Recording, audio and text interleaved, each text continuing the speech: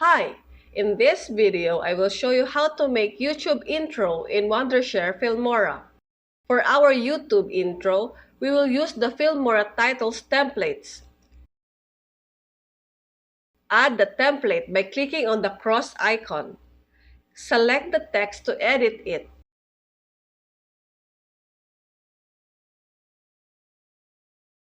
Drag the text and arrange it in our template.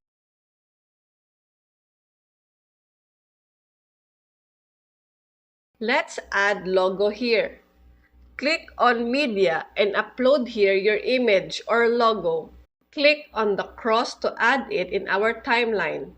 Make sure to put separately your template and your logo to play it simultaneously. Resize our logo and arrange it in our template. After arranging the text and images, let's add some stickers.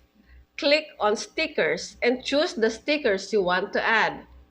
Resize and arrange it in our template. Let's preview it.